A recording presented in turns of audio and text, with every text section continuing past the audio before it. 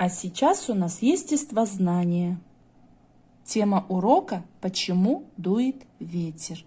Ребята, давайте рассмотрим рисунки. Какие явления природы на них изображены.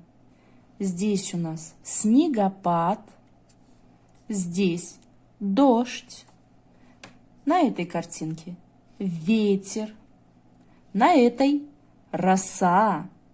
А тут что у нас?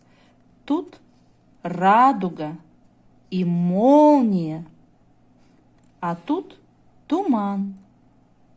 Ребята, явления природы – это изменения, которые происходят в природе независимо от воли человека.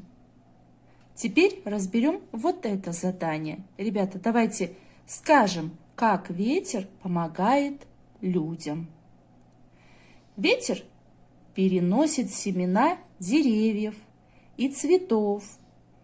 Из них вырастают новые цветы и новые деревья. Ребята, по ветру летит воздушный змей. Ветер надувает паруса, вертит крылья мельницы. Летит вперед воздушный шар и вертится вертушка. Ребята, а может ли ветер навредить человеку? Конечно, может. Иногда ветер разрушает дома, ломает деревья, срывает с головы шапку, бросает пыль или снег в глаза и даже переворачивает машины. И сегодня в копилочку слов мы положим слово «ветер». На казахском это слово звучит как «жель», а на английском «wind». Теперь рассмотрим вот это задание. Ребята, давайте попробуем, используя картинки, подсказки, рассказать, каким может быть ветер. Он может быть сильным, как гиря, или слабым, приятным, как перышко, теплым, как солнышко, быстрым, как самолет, медленным или слабым, как черепаха, колючим, как еж, прохладным, холодным, как мороженое, и освежающим, как вода в душе.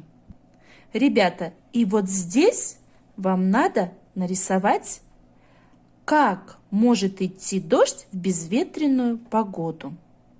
Ребята, какие капли дождя у нас будут? Как они будут падать на землю? Прямо или наискосок? Конечно, прямо.